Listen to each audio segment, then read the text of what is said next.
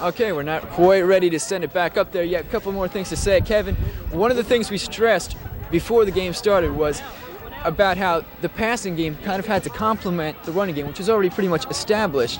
And the passing game really didn't get them anywhere at first. They had their problems at first. Of course, Leary threw an interception. But I like what they did at the end. Of course, he had the 28-yard pass to Trust for the touchdown. The Pioneers have been more successful, I would say, to the pass. That's one problem. Jersey City have not been able to establish the passing game yet. And Pioneers, he said, have been strong on the run. They have about 90 yards rushing in the first half. Well balanced between Trust, Burbridge, and Santora. Okay, the players are just about to make their way back onto the field now. The officials have already made their way back on. Kevin, you're Coach Gallagher. You realize that earlier in the season that you blew an 11-point lead halftime. You're in the same position against Kane. All right, it's true that Kane is a stronger team, but what do you tell the team at this point to keep their spirits up? It's one thing you can't do is just, as you said, they've had big leads before and they blew it. And what they do is they got to keep the intensity level high. And I think that touchdown by Rodriguez at the end of the half helps out a lot. Instead of scoring, if it was 21-10, same score, but they scored like 10 minutes ago, intensity wouldn't be there. But they're going into the locker room with a touchdown, with a big play by Rodriguez, who that's got to be, I think, his first touchdown ever. So I think the Pioneers are on the good side right now. What Jersey City State has to do is they got to establish a passing game because they just can't go to Booth because what's happened to teams in the past who've had big leads and just been doing like the running game, that it's easy to key in on now. We talked about how hard it was with the 3 different offenses they have. Well, now they're just going to a straight run, and that's the easiest game to defend against. Well, the players are just making their way back on the field. You have to like the look of concentration. Let's hope the momentum carries them through. But right now, we're going to take it back to the guys who are bringing you the game, Tom and Glenn. The cord is not pulled. Tell them. The cord isn't pulled. You're stopping the clock every time you sneeze on the field. You stop the clock. You saw the referee going this. All right, we're back here at Whiteman Field, and we're running into just a little bit of a difficulty. Our monitor has just seemed to have gone out on us, probably because due to the weather here, the wind has picked up a lot. And right now, I'm understood that they're going to be working on that. But what else can you expect from a game in which there's been so many penalties in the first half? The ball has been bounced around, fumbled around. The last play of the half produced a touchdown for the Pioneers, an interception return by Jose Rodriguez. It has been a wild game. It has been a sloppy game, as you could say. And the Pioneers are on top by a score of 21-10. And we'd like to thank Kevin and Fred for Pioneer Plus for doing a good job down there, freezing their butts off, I might add, because you can't imagine how cold it is out here. Hey, we're inside this booth here. It's cold, but it's not windy since the windows are down. Yeah, well, the windows are closed. That's why the wind hasn't affected us that much. Until you step outside, you don't realize what the wind chill factor is out there. All right, now it's 21-10 in favor of the Pioneers, and right now they're meeting at the center of the field, Glenn. I'm not really sure why they do that. It looks like they're flipping the coin to see who gets the ball in the second half.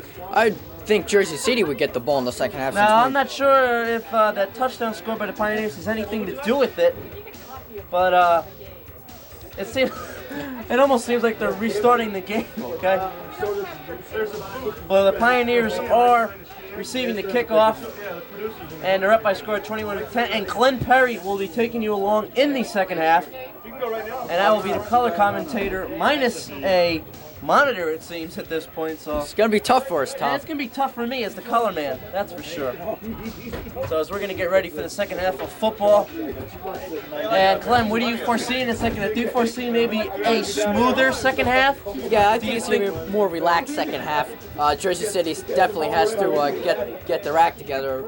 Just what happened when Jose Rodriguez intercepted for a touchdown. That was definitely a momentum swing for the Pioneers. Pioneers will be getting the ball back, it looks like.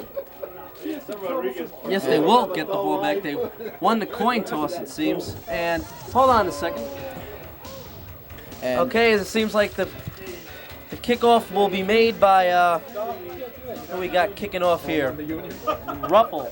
will be the kicking off for Trenton State. Glen? Yes, it looks like they'll be kicking off on the 50-yard line.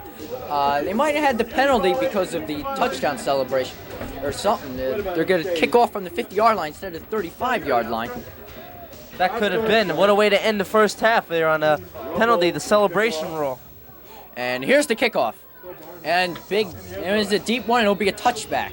So the Pioneers will be taking over at the 20-yard line. And let me tell you something, it takes a lot to kick a ball like that in this weather. His foot must be like absolutely solid ice at this point, and to kick a round ball, and as hard as it is being right now, the football being cold, it must really hurt. And I wonder how those kickers in the National Football League, like the barefoot kickers, manage to do it. Yes, especially in cold weather. Ouch.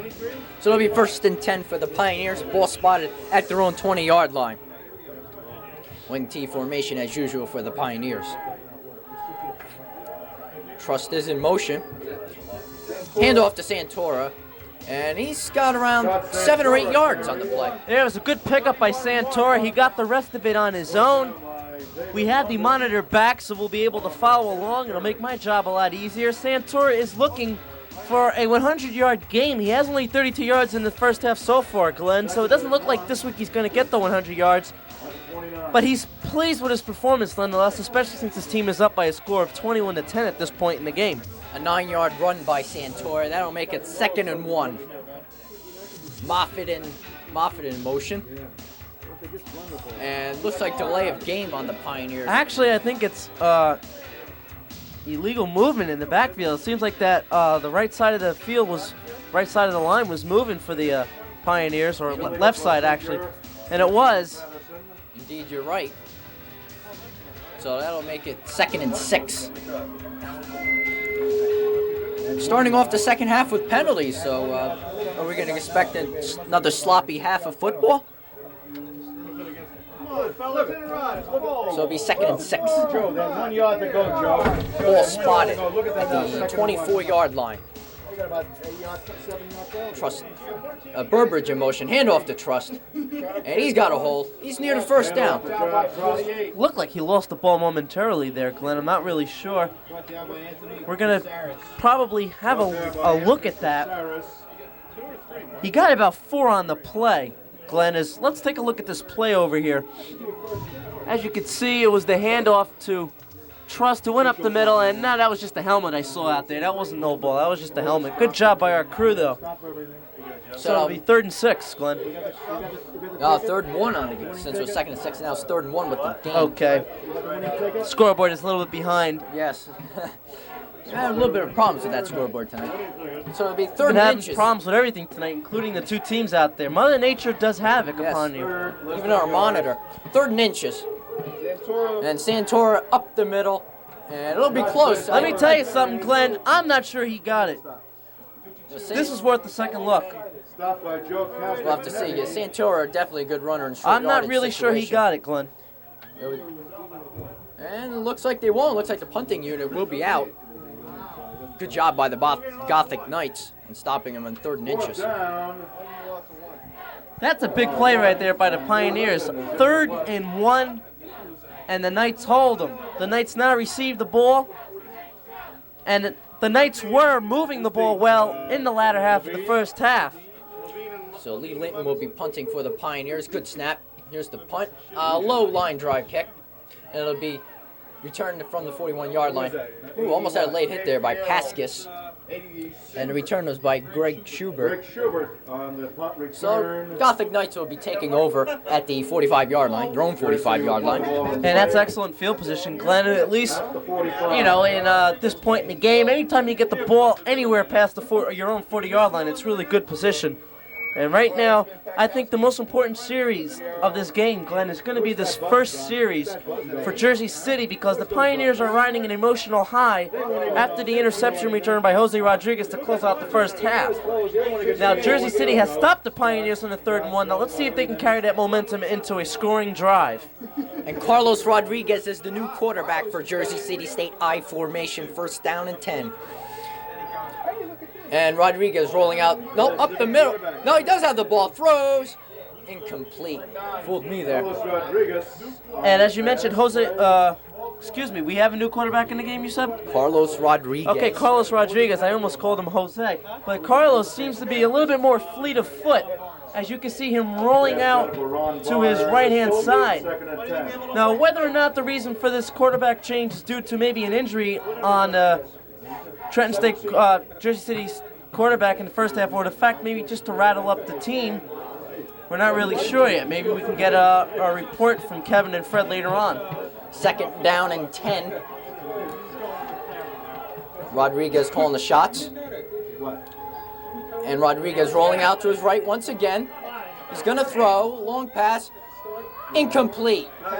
Risky pass there by Rodriguez. Pascas was in on the defending over there. That's not really too smart of a pass right there. The receiver was basically covered. And I am, to say the least, I am surprised at Jersey City throwing the ball. As you can see, once again, the quarterback, Rodriguez, he went deep over the middle. And there's 3 black shirts compared to the 1 of Jersey City. Not a very smart pass, but nonetheless, it looks like Jersey City is trying to score quick, Glenn. So it'll be 3rd down and 10. Ball spot at the 45-yard line. Rodriguez rolling out to his right once again. Pressured by Demarest, then blocked.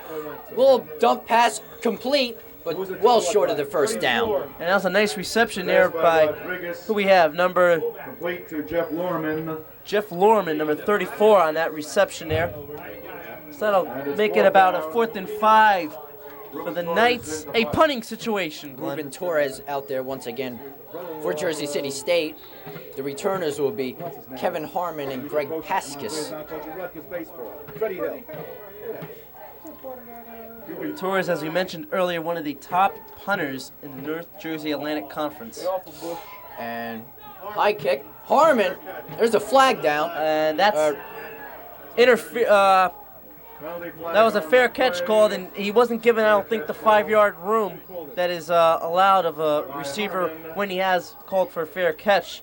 And we'll get the call here from so the I think referees. that's against Jersey City. It is against Jersey City. So it'll be good field position for the Pioneers. Ball will be around the 30-yard line, I do believe, for the 15-yard penalty. No, it'll be a 5-yard penalty. So it'll only be up to the 21-yard line. So Glenn, Jersey City comes out and throws the ball on 3 consecutive plays, and they net no yards at all. And now they punt the ball. I'm not sure if that was so smart by Jersey City. I think that the running game of George Booth would have been strong enough for them to build on this half. And here's the run to Burbridge. And he only gets a couple on the play. As you get a bird's eye view right behind the Pioneer bench. Burbridge ran 44 bottom down. Mike Burbridge carried. So it'll be a second down and 8 situation. Jersey City State player is down, injured. So it'll be an injury timeout. Who is it? I think it looked like 9. And if we can get a replay, see how the injury happened. He was probably at the line of scrimmage. I don't have a number on who's injured. It's Lawrence Taylor. But, yeah, Jersey City State. We're going to get the replay here, I do believe.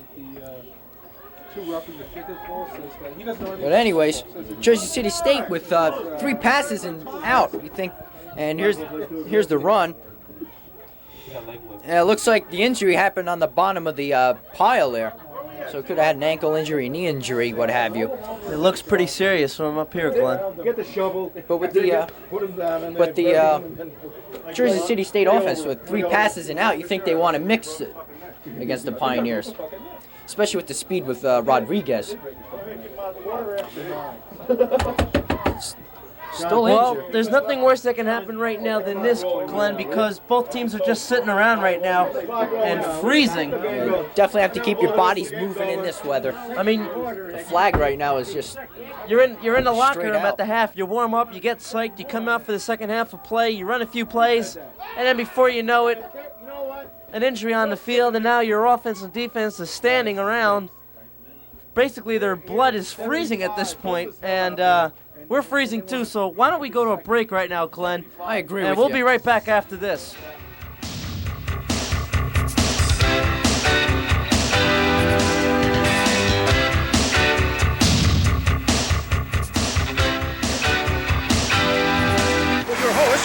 Here's Vince and Larry. Hi. Hello. And welcome to the show that proves if you don't buckle your safety belt, the loser is you. That's right, Vince, and by not buckling up, you could end up in places you never dreamed. Like traction! Or the emergency room! Plus, Larry, if you're not buckled up, you could maybe take a ride in a beauty like this. Stay tuned! You could learn a lot from a dummy. Buckle your safety belt. And we are back here at Whiteman Field. The score is 21-10 William Paterson. And Leary rolling out to his right and throws complete to Santora. And big hit there, still going. And he's out at the 41-yard line. It was hit out of bounds. No flag was thrown. And it was a nice pass there by Leary. Nice rollout, nice catch. Santora showing some good hands there as he bobbled the ball and then maintained the reception of it and gained about 5 or 6 more yards on the play. And it's a 19-yard pickup overall for Santora. And it'll be a 1st and 10 for the Pioneers. It will be 1st down, 10 as you mentioned. Ball spotted at their own 41-yard line. Wing T formation. Burbridge in motion. And handoff to Trust. He has some nifty moves, and he'll be in the 1st down area. And from here, it looks like he will be a little bit short. No, it'll be a 1st down for the Pioneers from this spot. Excellent run by Trust, as you said. Seems like the holes are starting to opening up right now for the Pioneers. Good job done by the offensive line, which Santora during the half, or the interview with Fred Demarest, said has improved over 100% since last year. As you can see the replay, the hole is brilliant right there, and plenty of running room for John Trust. As you see Tico Barrett mouthing something back to us over here. Barrett at the sideline. He's having a good old time. He always does. Yes. Nice guy, Tico Barrett. 1st down and 10. It was a 1st down. Ball spotted at the Jersey City 48-yard line. Hand off to Santora to the right side. Breaks a couple tackles and gained around 4 yards. Good run there by Santora.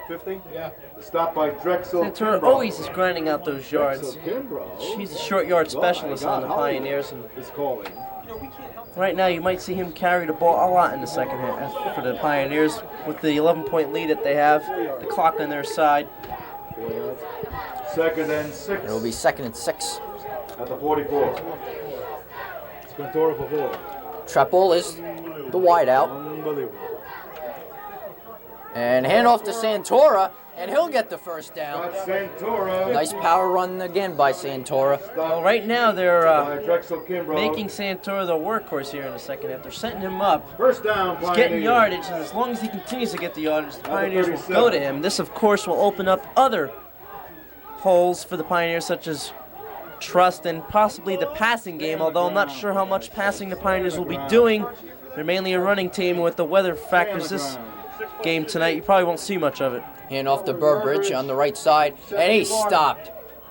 Nice pursuit there by Jersey City State. On the carry.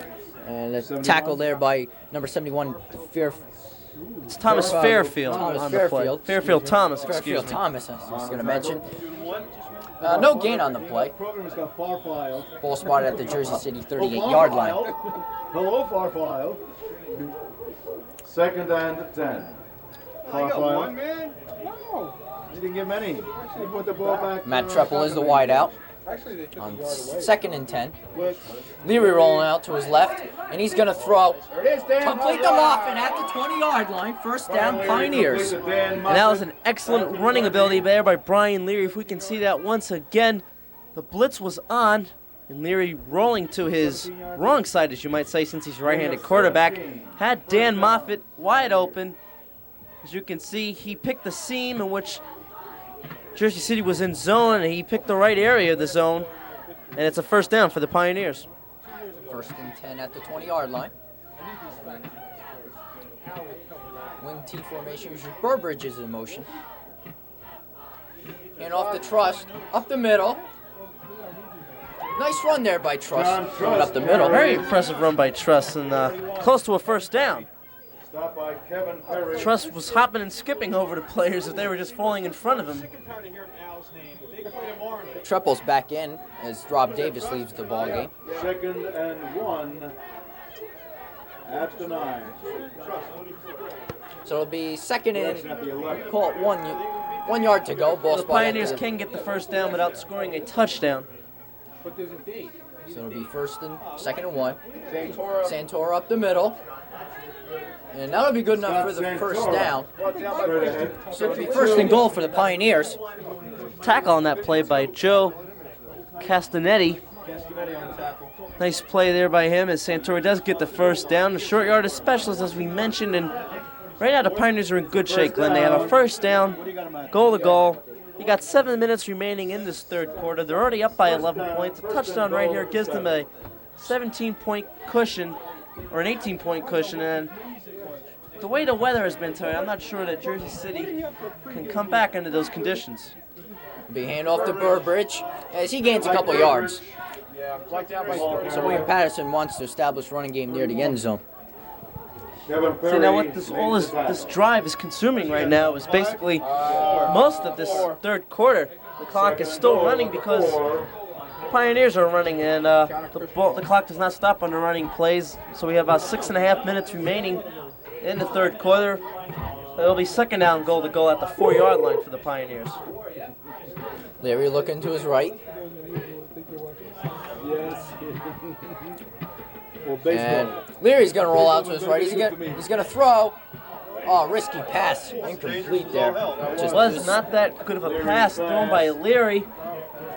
Now, I'm not sure if you can see, but number 19 was open in the corner of the end zone, the opposite side of which Leary was rolling out to. That was Matt Probably Trapple. that would have been a dangerous pass just as well, throwing across the field. Possibly the best thing for Leary to do in that situation Glenn, would have been to run the ball. So it'll be third down, and I'm looking for Santora on this play. Third down and goal at the 4-yard line. Rob Davis is now the wideout. Leary hands the ball off to Trust and hit it. And there's going to be a loss on the play.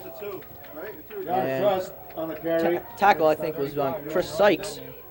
No, it's Mike Luschek. Number 35 was the tackle there, and that's a risky play there. That crisscrossing play by the Pioneers.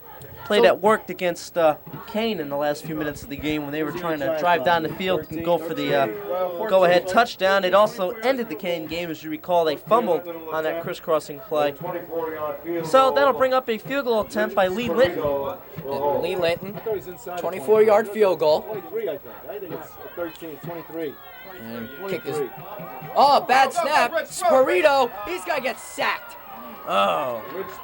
And that's bad snap. That's rough for the Pioneers right there. A chance to go in for a score at first down, goal to goal.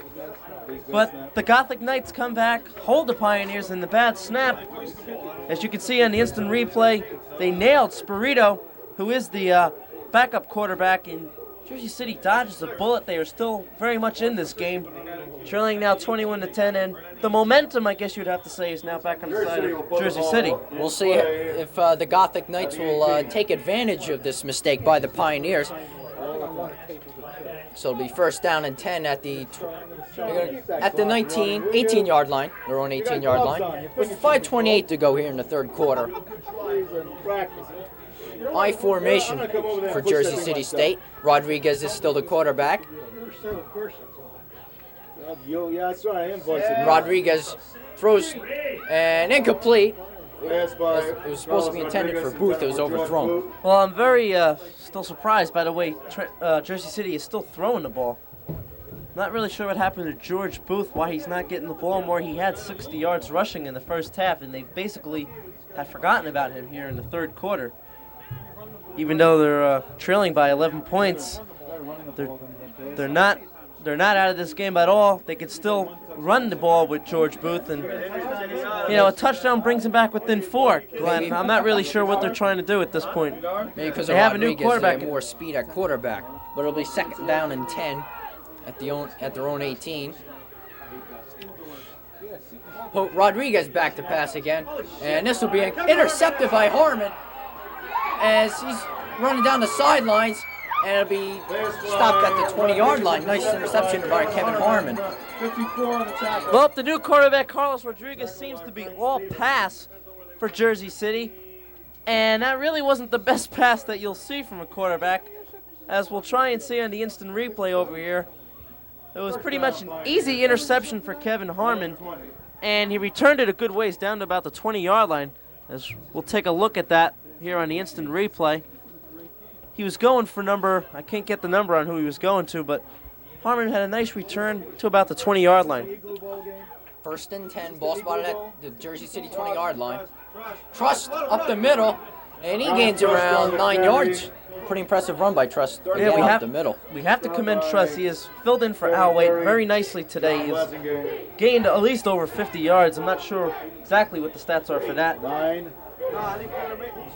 Nonetheless, Trust is filled in. He caught that touchdown pass, a 28-yard touchdown pass for Pioneers' first score. And Santora and the rest of the Pioneers offense has been doing the job too. So it'll be 2nd and 1. Ball spot at the 12-yard line. And it looks like movement on the Pioneers.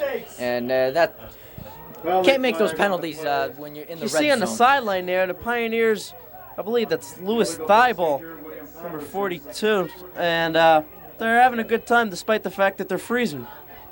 Definitely have to keep your bodies moving. And Treble's in the game for the Pioneers, so it'll bring up a 2nd and 6 situation. Once again, that winning ticket, 50-50 drawing. So what do you think the Pioneers will be doing right here? Well, the second down and the passing really hasn't been a strong point, especially how cold the quarterback's fingers get. I'm looking for either Santora to get the ball sooner or later, or John Trust. Leary rolling out. Caught by Burbridge.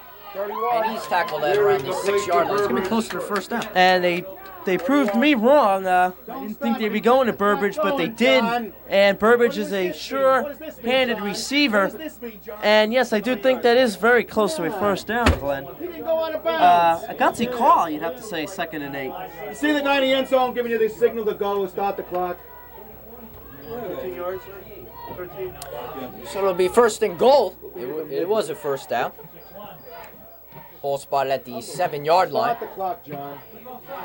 Hand off up the middle for Santora, nothing much. Well, Santora is looking for another touchdown. He has one already in the game. He now has 6 on the year. Looking for touchdown number 7. And another touchdown at this point would put the Pioneers comfortably ahead. 28-10 is where we are rounding out the end of this 3rd quarter. Frank Stevens. 3:46 remaining. Frank Stevens is limping off the field for the Gothic Knights. So it'll be 2nd and 6. Lear roll out, option to Trust. And he'll be at the 1-yard line. 38 or 35. Well, the option went to Trust, and Trust uses his fleet-footed ability to get close to the goal line. That'll be about a 3rd down. No, I think that might be 4th down we have over here.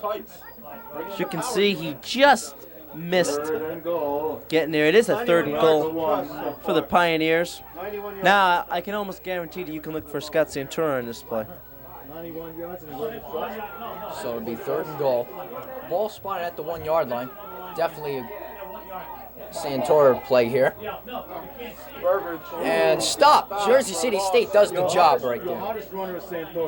Well, they went to Burbridge, and instead of going to their bread and butter man, Scott Santora, nothing taken away from Burbridge, but Santora is the man that you want to go for as up the middle. And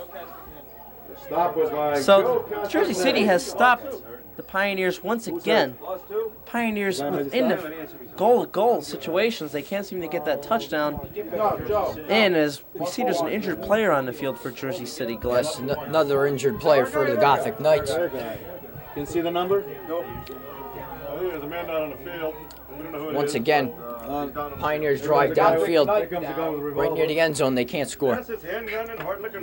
That's been about the story of this game. Missed opportunities. They shoot horses, don't they? And we're going to the break here with the score 21-10. Pioneers lead.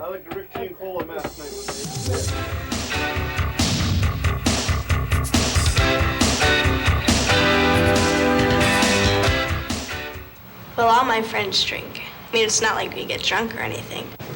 I don't have the problem. You have the problem. What more drinking. Stop crying! I promise it's the last time. Get off my back!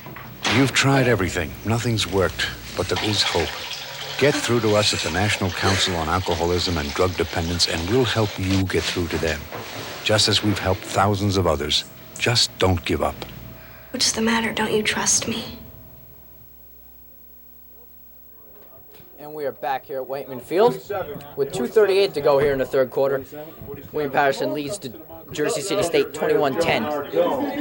The thing about playing in this cold weather, Glenn, is that your muscles tend to tighten up a lot, and it's the reason for a lot of hamstring injuries, and I believe that's what we're dealing with right here on the side of Jersey City. No injuries to date yet for the Pioneers, but it seems like that the quarterback of Jersey City has gotten hurt, as well as a couple other players from Jersey City, and right now they've just been sitting around during that little timeout. What yard line? And they're going to be going for it here. 4th and goal. Handoff. No, Leary rolls out, throws. Intercepted. Jersey City State. And it'll be Kevin Perry with the interception. That's his second interception of the game. And of course, it's no relation to you. Intercepted by Kevin Perry. But it's really not bad of a play because they were going for it on 4th down. They don't make it anyway. An interception really isn't going to kill them. As you see, Leary had about 5 people all over him, and the ball was thrown into a crowd of people. And number 71 had the interception on that play. Was it? Fairfield Thomas. It looked like 71 to me on the replay right there. I'm not really sure. First down. But nonetheless, Jersey City has stopped the Pioneers twice here in the second half. And that could be hurting the Pioneers in the long run, not getting any points on the scoreboard those last 2 times down the field. You think they'd hand the ball off to Santorin in those short yardage situations? Well, I'm sure they're also thinking that Jersey City might be expecting that to happen. So they're run up the middle there by Jersey City State, just trying to get it out of the 1 yard line. That was a quick Get snap some room too. I don't think half the people on the defense were really in for it, as you can see. Gallagher going over some of the things that Pioneers have to do in order to get that touchdown put over the goal line. And Carlos Rodriguez was a quarterback keeper on the play. 2nd and 6. So it'll be 2nd and 6, ball spot around the 5 yard line. The Pioneers are hoping to maintain their strong defense here and not give Jersey City any room to run with. Here's the handoff. And nothing much there for the Gothic Knights. Sean Hodges on the carry. Napier and Barrett. You can see and Hodges with the carry there. So it'll be third down 5 situation. It was 32 carries. 32 carries? Booth carried the ball. No game? No game. Well, seems to be a mix-up there on the Jersey City offense as we take a look at the sideline of the Pioneers right there. They're all gathering around trying to keep warm. So it'll be 3rd down and 5. Critical down for the Gothic Knights. 49 seconds to go here in the 3rd quarter. It was 32. It was Booth. I formation. I saw him walking back, and a guy came in and I think he sent them off. 32. And Rodriguez keeps the ball, goes to his left, and just tackled. Well, Pioneers are ready for that play. No room at all for Carlos Rodriguez in that play. It was a good try by him. I'm really surprised at the fact that George Booth really has not seen the ball that much here in the second half. It's like especially he's gained over 50 yards in the right, first it was half. About 60 yards he had in the first half, and I really don't understand it.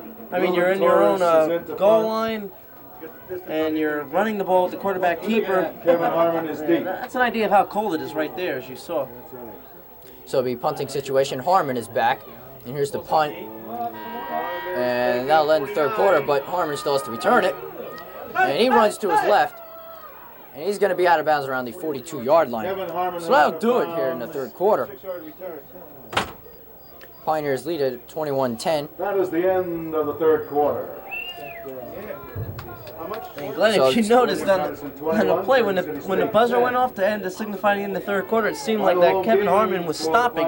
Yes. It seemed like that he was going to stop and not run the kickoff back the rest of the way.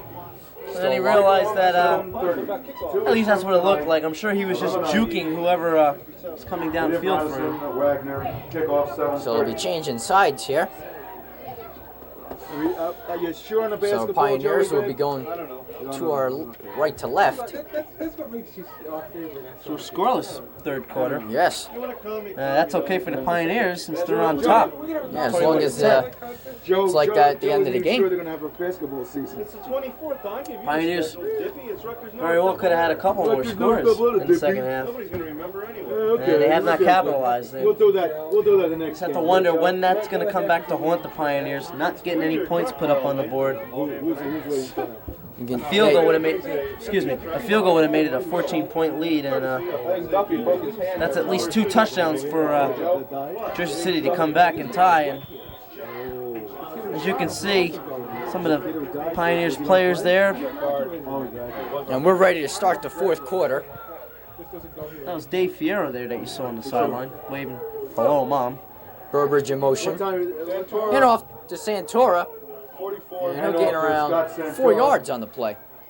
There's some hard hitting going out there, Glen. Yes, indeed. Despite the fact of the weather, it seems like the players are not really thinking about it and just letting it all hang out at this point. They finally hand the ball off to Santora. At the 38. Okay. What do you want? So it'll be 2nd down and 6. Ball spotted at the Jersey City 38-yard line. Hand off to Trust. He's got a hole. And gain around 3 yards. He had the hole, but it was closed up pretty quickly by the defense. Have that left side of the right side of the defense for the Knights closing up the hole on Trust. And Pioneers are maintaining to the run with 14 minutes left in the game, and I am told at this point that John Trust has accumulated 94 yards rushing. That's a big game for John Trust. Leary pitches the ball to Burbridge, and he'll get the first down. Mike Burbridge took the pitch out from Leary. So it'll be a first down for the Pioneers. Good play there by William Paterson.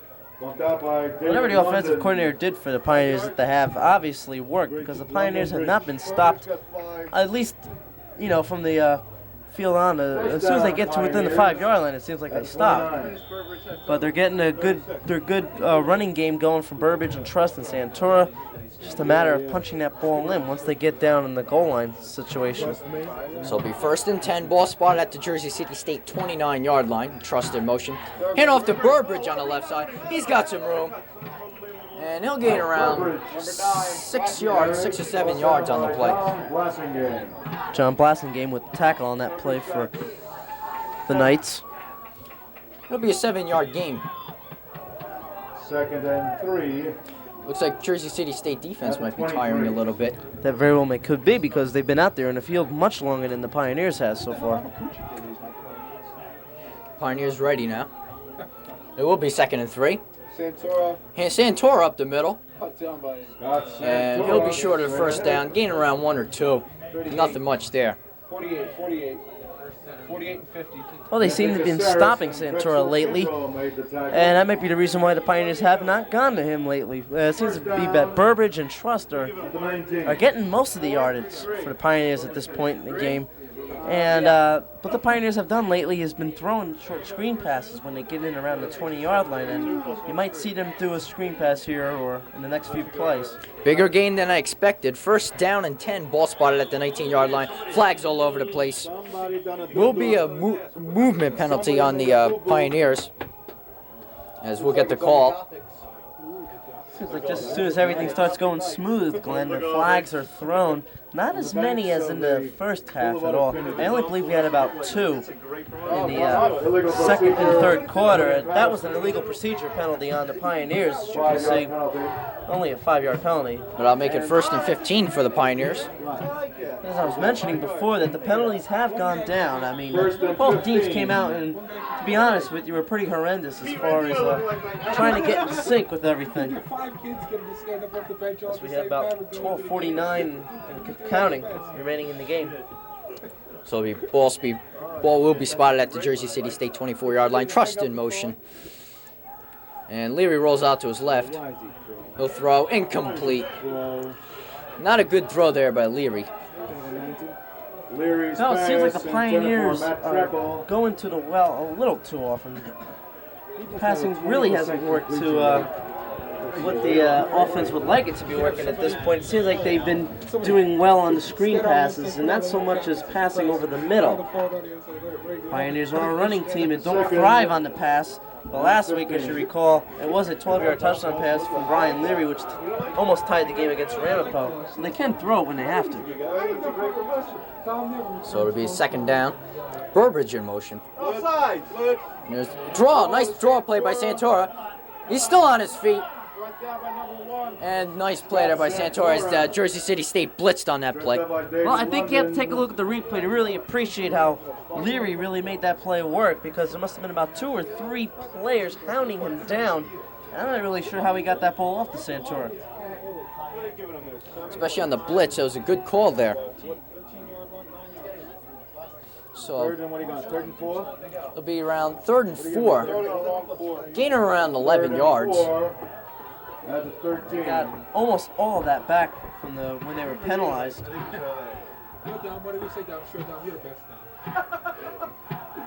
Leary option to Burbridge on the left side. And it'll be close to first down. Yeah, I think that's got it, Glen.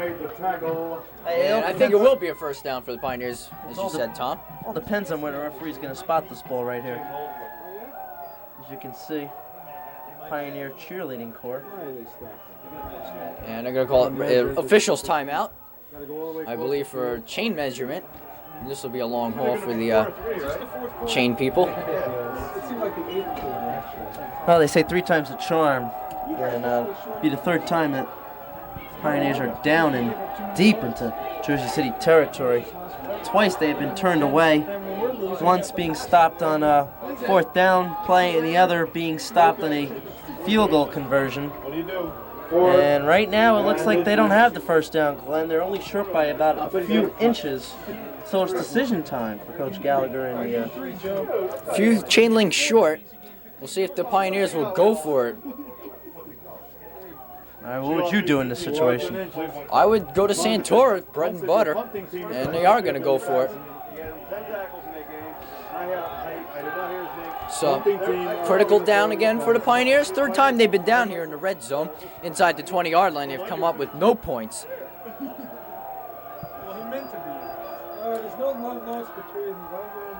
Crowd getting into it. Long count for Leary. And he'll sneak it in, and he will get the first down. Another good play there by Pioneers. Well, there wasn't much doubt what was going to happen. When you're only 2 inches away from a first down, the best bet to get is by having your quarterback just go over the top, and that's what you saw Brian Leary do. So first down, goal to goal. We've seen this before. Let's just hope now that the Pioneers can possibly get one score and at least a field goal at this point. With 11 minutes remaining in the game, any points put on the board by the Pioneers at this point would be detrimental to Jersey City. Pioneers have been dominating in the second half, but nothing to show for it. Santora gained around 2 yards. Brought down by Joe Nardone.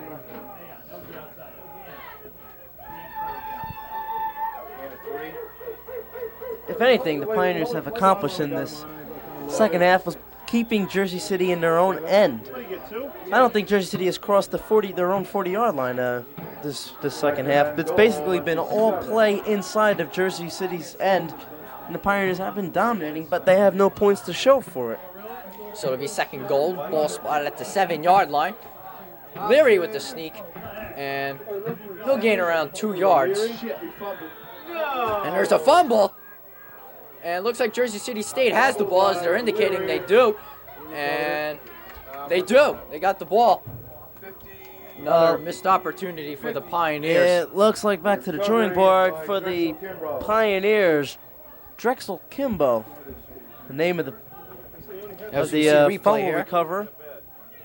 And the ball must have been loose in the piles. We couldn't really see it. What are we giving him on? What yard line we got him on the 6?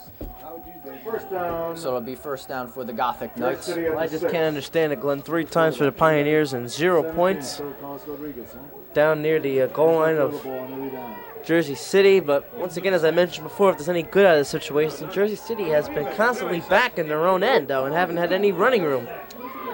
Hand off to Booth.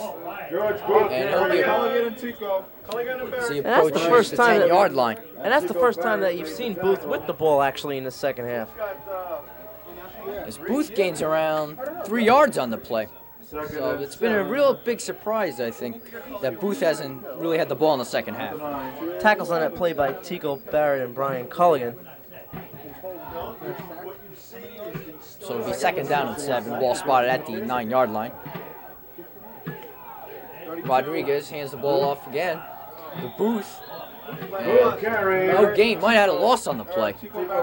Might have. I'm not sure Booth is really into this game at this point. He's gotten the ball this last 2 times, but he didn't get it all in the third quarter, and he could be stiff. Good running backs get better in the game as they get the ball more. And it seemed like at the end of the first half, Booth was really on a roll. They kept on giving him the pitch, and he was doing effectively well. And now they haven't really got to him except for now. And I don't think it's a wise decision at this point, down by 11 points. You haven't really gone to your man, and now you're going back to him. So it'll be a 3rd down and 7 situation, passing situation for the Gothic Knights. Rodriguez rolling out to his right. He drops back, throws to Booth, and big hit on the play there by the Pioneers. And 16 made a tackle. And we're gonna get. That was Lee Linton on the tackle. And it was a big play there. So it'll be big 4th down punting situation. As we get the replay right here. This was complete, and there's the hit right there. Nice hit there. So it'll be 4th down situation. Actually, it's not Lee Linton. It's number 16 on the Pioneers. We have a number on 16. It'll be David Lee. David Lee with the tackle there. Excuse me. Holding, defensive holding against William Paterson. And there was a flag on the play. Defensive holding. That'll be a 1st down for the Gothic Knights. And it'll be a big 1st down for the Gothic Knights. Because I thought the defense was going to be out there again for the Gothic Knights. They've been out there too long in the second half. As we see some shots. Nice shots I'm in not the really stands. sure. I'm not really sure about that call, Glenn. 15-yard penalty. Oh, big 15-yard penalty. If it was 15-yard penalty, I don't think it was holding. Well, it's a 1st down. It is a 1st down. Automatic 1st down and a holding, defensive holding penalty. 1st down, ball spotted at their own 19-yard line. Rodriguez rolling out to his right once again. And he's going to be running here. Oh, big gain, 1st down and more. And he's tackled around the near 47-yard line. Nice run there by Rodriguez. Finally brought down by Tico Barrett, but there you see the fleetfootness of Carlos Rodriguez right there. Almost reminiscent of the quarterback that we saw a couple weeks ago in Ed Lowe of Uppsala. Pioneers were all over him, but they couldn't come up with the sack. Good defensive coverage by the Pioneers in the secondary as no receivers were open. This turns out to be a gain of about 25 yards for Jersey City, and they are past their 40-yard line for the first time here in the second half. As they're at the 46-yard line with 8:11 to go here in the game. Rodriguez once again screen passing. That might be a free ball. That is a free ball as it was passed laterally. Okay, if we can get a replay on that, that was a fumble because the ball was thrown behind the line of scrimmage. And I believe number 53, that was Frank Hammer. He could have been the person to jump on the ball in that situation. But it seemed like no one was willing to pick it up, as you see on the replay over here. It was a screen set up to the opposite side of the field. Number 12 really didn't know what was going on at first, and then he finally came over and recovered the ball. That was Keith Gardner on the fumble recovery. So loss all the way back there. it's a big loss, but the Pioneers could have had the ball. So look what we're looking at over here, Glenn. 2nd and 26. Ball spotted at their own 28-yard line. Rodriguez passing once again. Throws over the middle. Incomplete. Should have been a catch by for Garin. As Gagarin now the wide receiver, as he was the quarterback in the first half. A little bit of confusion there. Yes. Quarterback has gone over to become wide receiver. That's a neat trick that yes. Jersey City pulled. So it'll be a 3rd down and long situation. Pioneers probably going to be in prevent situation. I assume so at this point. 26 yards for the first. Third. About 28. I formation for the Gothic Knights. Rodriguez. Sliding, please. Pressure, throws it. Oh! Pioneers. Big hit there. Good interception there by William Paterson as Dave Fiore had the big catch. Big play for the Pioneers there, Glenn. I think that one might have really iced it for Jersey City. And another injured Gothic Knight on the field. A lot of injuries for Jersey City State. There's the replay there as Fiore received a nice block over there. He had some good running on the play. Pioneers are in Jersey City territory. And we do have another injured player, as you mentioned. So we're just going to have to wait this one out here, and hopefully he's okay, and we can get him out. We picked up on the name there. It was Frank Stevens who was injured. There's 6:58 remaining in the game. Pioneers up 21-10. They have the ball on Jersey City's, I believe, 35-yard line. Okay, we'll call it the 36, I believe. And right now, once again, due to the fact of the cold weather, Pioneers are forced to move around a lot to keep limber and to avoid pulling muscles. Now, this is about the 4th player that we've seen hurt for Jersey City. So you have to commend the Pioneers in their conditioning. They really have not had any injuries, due to the cold weather so far. They've been pretty much lucky, as you might say. Frank Stevens was the injured player, and we're going to a break here with the score of William Paterson 21, Jersey City State 10.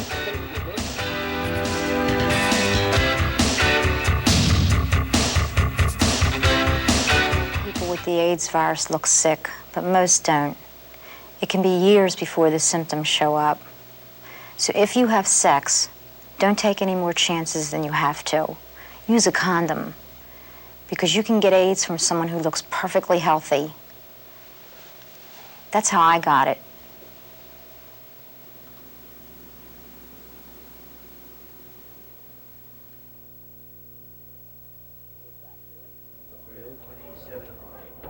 And we're back here at Whiteman Field. Glen Perry along with Tom Mele with 6:58 to go in the game. 21-10 Pioneers lead. 1st down and 10 for the Pioneers. Ball spotted at the Jersey City State 35-yard line. And once again, they're knocking at Jersey City State's door. No points to show for it here in the second half. Well, they're not really in position to knock on the door yet. They're in good position to get some yardage, though, because they've pretty much been very effective between the 50-yard line and about the 10. Santora with the ball as he gains around 2 yards. Jersey City State right now, I think their defense is tiring out. They've been out there too long in the second half. And let's not forget that the offense hasn't been much of a help either. Throwing on every down just about.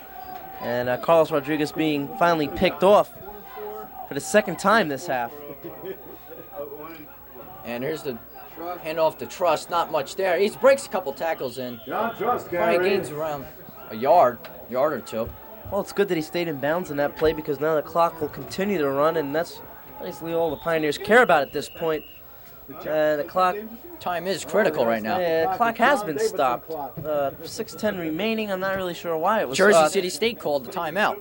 Well, obviously, they know it's crunch time, as well as I guess we do and the Pioneers do, that if they don't get the ball back at least 2 more times, this game is over.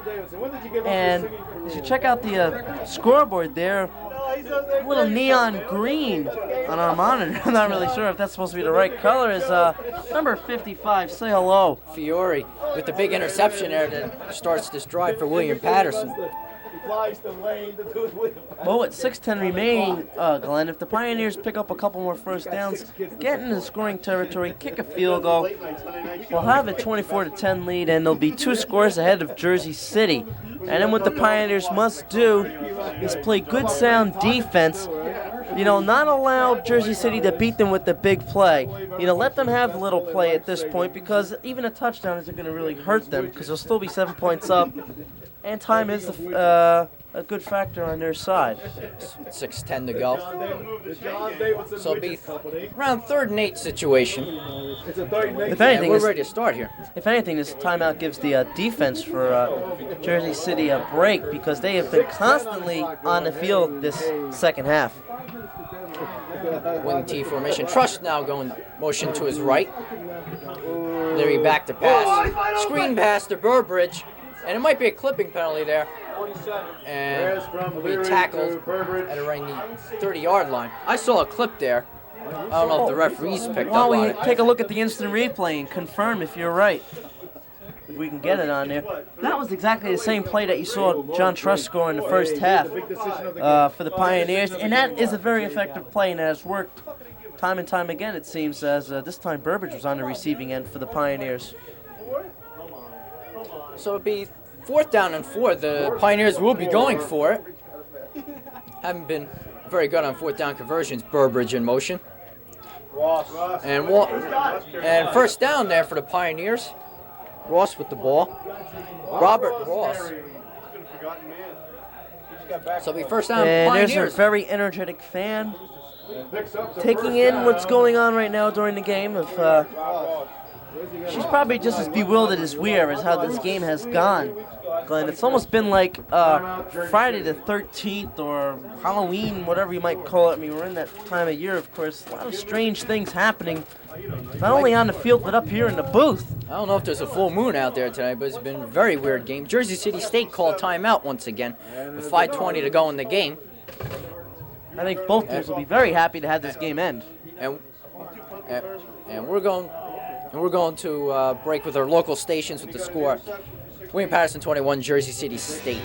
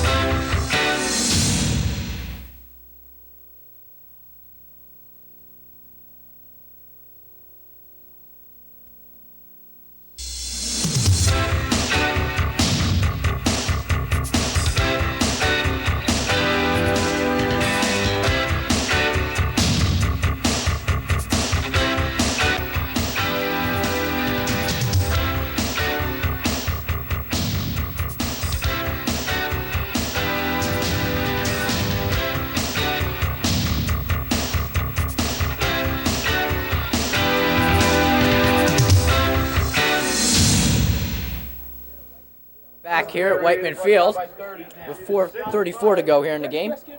As just missed a 4-yard run by Santora and Robert Ross, John Truss with the 1st down gain. And thanks, crew, for telling me there's not a full moon out there tonight. So be half moon. You're only half. I was half right. Weird. You're half right. You're also half as weird. Yeah. So it'll be 1st down for the Pioneers. Clock is running with 4:15 to go. Now, Glenn, I'm going to go on the air and we'll watch this play right here. And there's a bounce pitch there by Leary to Burbridge. Weird. Very weird. Very weird night. If the Pioneers don't score on this any play, whether it be a field goal or a touchdown, I'm personally going to eat my hat right here in front of you. And so, all right, I'm not wearing a hat. Well, when you get I'll eat home, someone's hat, okay? Yeah, somebody has a hat. It's the 4th time here for the Pioneers, and I think this is going to be the time that they're going to do it. At least a field goal from Lee Linton. Loss of 4 in the play, so that'll make it 2nd and 14. Ball spotted at the Jersey City State 16-yard line. Leary rolling out to his left. He's going to roll to his right. Throws. Slow.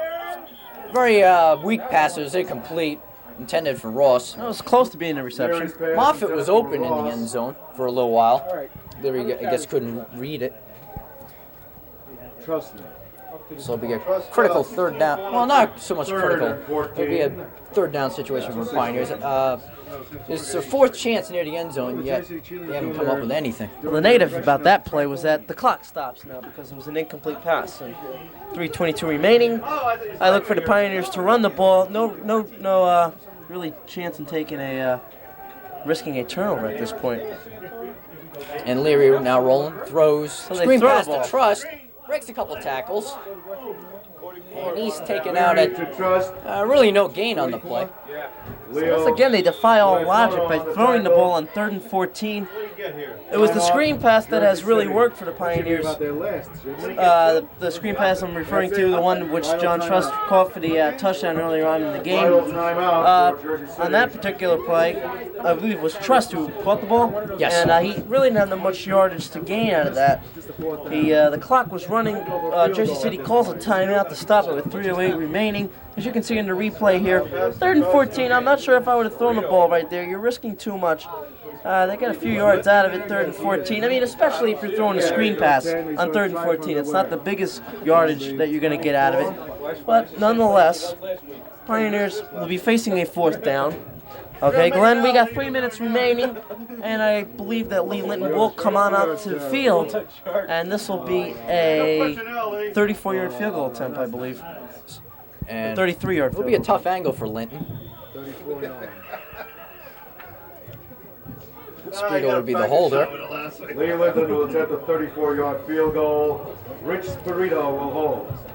And Jersey City State will be putting on their big rush. And here's the kick.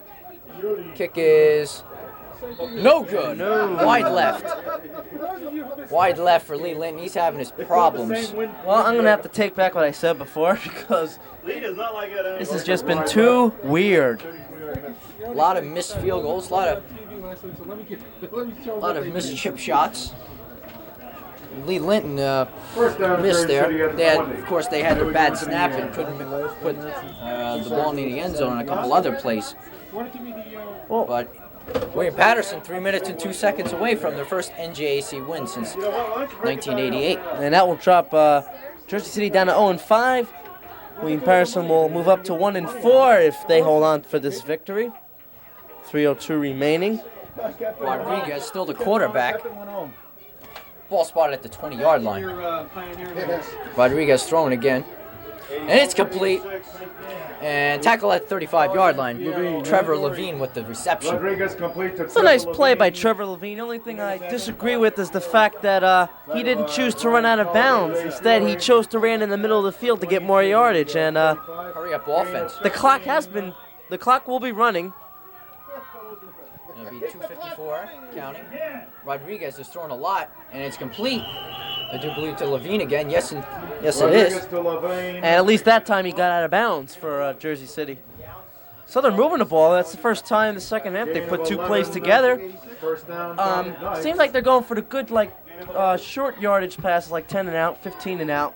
Earlier on in the half, they were going for post patterns and fly patterns. It seemed like that they were going for all or none, and exactly what they were getting was none.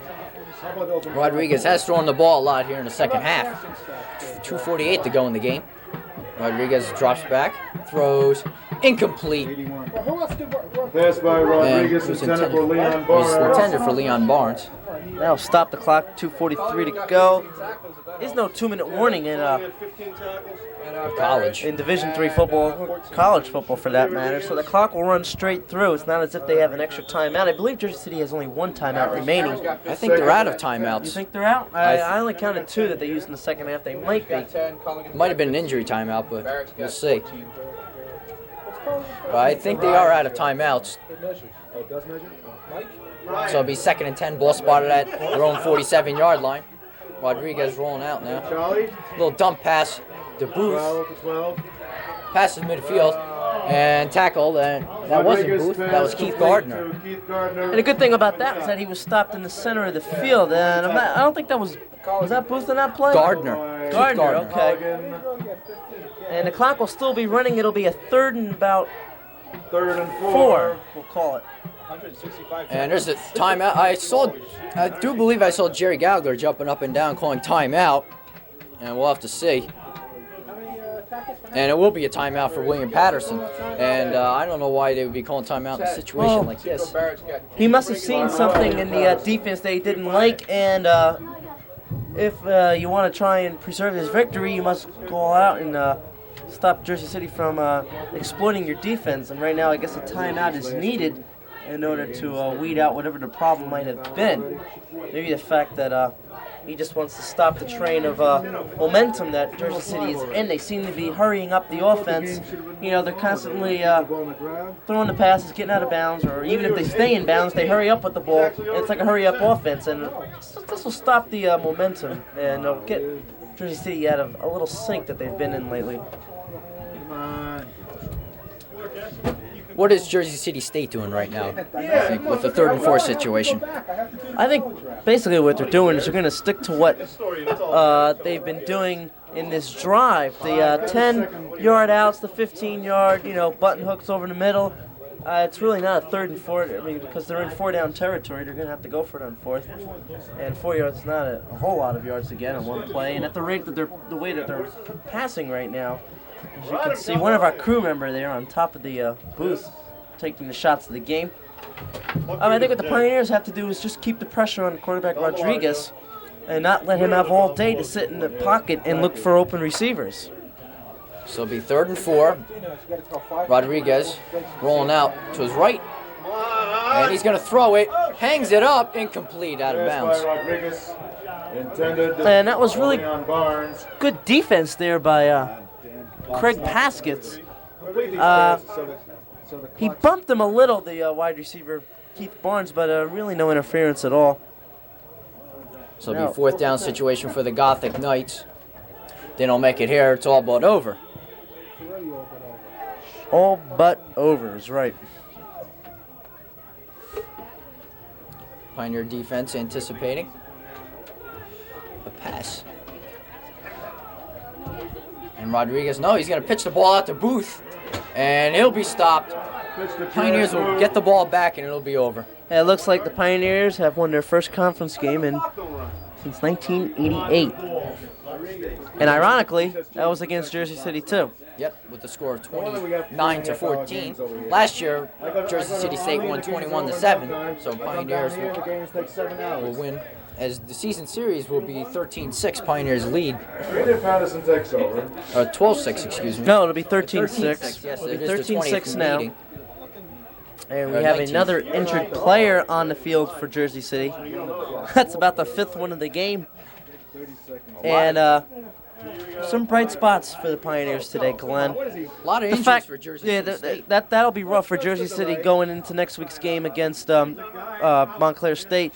They look like they have a few injuries to take care of. Well, on the side of the Pioneers, none up to date, at least during this game. I mean, of course, there's Al White, and I'm told we're going to a break. Yes, we're going to a break here. 2 minutes to go. The score, William Paterson 21, Jersey City State 10.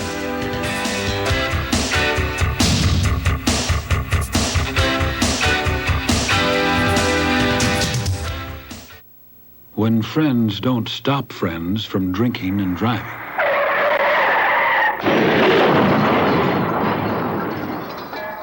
Friends die from drinking and driving.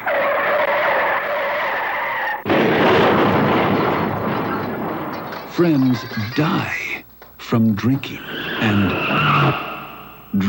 driving can kill a friendship. And we are back here. 2 minutes to go. William Paterson leads at 21-10. Pioneers will run the ball out. Will kill the clock. Pioneers. Well, they'll be too short, Glenn. I mean, with the rate this game's been going, they're liable to throw a bomb into the end zone. Probably have it intercepted by Jersey City. So it'll be 1st down and 10 for the Pioneers. Ball spotted at their own 46-yard line. Next week, William Paterson will be at Glassboro State. Next Saturday at 1:30. Glassboro's going to be a tough opponent for the Pioneers. They are 6-1 on the year. Only loss coming to Ramapo. And that was by a 31-7 count. Glassboro's coming off a victory against Wagner. And then 31-14 was the score of that game. As you can see, some of the cheerleaders living it up. But the Pioneers win tonight, their first conference win in 2 years. And then 2 weeks from tonight, they round out the season hosting Wagner. And that's been a tough game for the Pioneers over the last years that they've had it scheduled.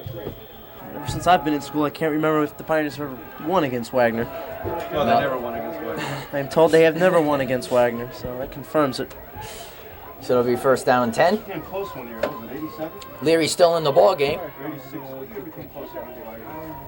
And handoff to Santora up the middle. Scott Santora carry. So it'll be a gain around 3 yards.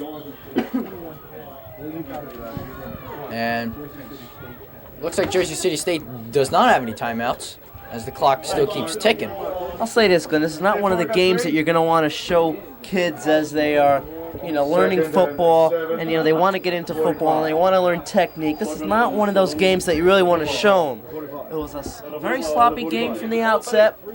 I'm sure the weather had something to do with it. The Pioneers have not played in temperatures to this degree yet, including homecoming, which was a beautiful day, and the Pioneers are better prepared, I guess, for it, as you could say, and they got the better breaks. And looks like Ross has the ball as he gains around 2 yards. And you know what I think was a very big play? That play that ended the first half, in which Jose Rodriguez intercepted the pass and ran in for a touchdown. Now, if that doesn't happen, the Pioneers going at the half down, up 14-10, and up by only 4 points. I think you see a different Jersey City team in the second half. One which is not likely to throw the ball so much as they did with Carlos Rodriguez. I think that the downfall of them was not going to their running back George Booth, who had about 60 yards in the first half, but then was completely negated any yards in the second half. I think he might have had 5 or 8 and 3 carries in the second half. Seemed like they went to a hurry-up offense and trying to throw the ball too much. So handoff on the right side, gain around 2 yards. Who was that? Number 25 in that play, Calvin Taylor. We've seen a little bit of him in the past. And I think that's going to do it, Glenn. With 20 seconds remaining in the game, I'm not sure if the Pioneers are going to get one more playoff or not. I don't think so. It's just 25 seconds to, snap the ball, and it's already under 10 seconds. So I think the game will be over. And let's remind you that we will be on the air one more time against Wagner. That will be a game done by WPC-TV Sports. And final score of this game, Glenn, Wayne Paterson Pioneers 21, the Jersey City State Gothic Knights 10. And quickly to recap the scoring, the Pioneers fell behind early in the game, 3-0 on a 37-yard field goal by Kurt Ruppel. That was they were converting on a turnover early on in one of the first plays of the game of the Pioneers. Wayne Paterson did come back, though, to score a touchdown and go up 7-3. But then Jersey City came back and scored a touchdown going up 10-7. It was George Booth with like a 6-yard touchdown run after a 62-yard punt return by Levon Trevor. And then the Pioneers came right back. It was a great kickoff return by Kevin Harmon, which set up the good field position, which enabled Brian Leary to hit John Truss with a 28-yard touchdown pass, to put the Pioneers up 14-10, and then the back-breaking play of the game, at least according to Jersey City, was the interception return by Jose Rodriguez. Any final thoughts on the game, Glenn? Yeah, so it's a very sloppy game. A lot of penalties, a lot of fumbles, a lot of injuries. And you did the second half, and not once did they score, but they were. But Wayne Paterson was within the goal line on 3 separate occasions, including within the 30-yard line on 4 separate occasions, only to be turned away each time. If anything, they ate up a lot of the clock, as no scoring was in the second half. But Glenn, I think we're going to have to wrap it up right here, because Fred Demarest and Kevin Viereck are on the field, and they're going to give you a little bit more Pioneer Plus, wrap up the game. So, Glenn, we'll send it down to him, I guess. Glenn, it was a pleasure doing the game with you. Yeah, thanks a lot, Tom. And we'll see you guys in a few weeks, and take it away, Kev and Fred. I'm going to start breaking down. It's that Kevin. Well, a conference win finally, 21-10 win over Jersey City State, ending a 2-year drought. Well, we can't hear what they've already said up there, but Kevin, what are your thoughts on the game? Pioneers, strong running game. John Truss, over 100 yards rushing. I don't know his final stats, so it's 103, I think it was. Scott Santora, 86 yards rushing. They had a good game from Burbridge, who caught, and then Ryan Leary had some big completions in the second half. One thing the Pioneers will have to work on in the future is they had a lot of opportunities in the second half to close the game. They didn't take advantage of them against a better team. This may have hurt them. What do you think about this, Kevin? I really don't like pointing fingers out. There's a lot of holes that the Pioneers have. One of them seems to be the kicking game. They're having problems with their field goals. Lee Litton's had some injuries. Maybe we can, blame the reason for his, lack of kicking in the last few games. But otherwise, Pioneers strong. Their defense We can't say more about them. They're just incredible right now. The touchdown in the end of the second half by Rodriguez, and the Pioneers finally win a conference game now at 4-4 overall. And looking at their schedule in the upcoming weeks now, this is a very big win because this is something they've been wanting to do for a long time. They have Glassboro State next week and then Wagner the following week. And really, I think coming into this now, after winning a conference game, getting a good solid win here, they're going to come into that a lot more confident. We're going to see a different team from now on. Well, you got two tough teams. Glassboro, who's turned everything around this year, going for the title, the conference title, they're up there. And Wagner, a perennial Division III champion. So it's going to be tough for the Pioneers. They're going to have to keep that first half intensity that they had today in order to win those next two games. Well, that about does it for my coverage here at Whiteman Field. Once again, the Pioneers win, beating Jersey City State by a score of 21-10. Be sure to stay tuned for our final game, the Pioneers' final game of the season also, November 10th. Pre-game coverage starting at 7 o'clock. Until then, I'm Fred Demarest for Kevin Viereck. See you then.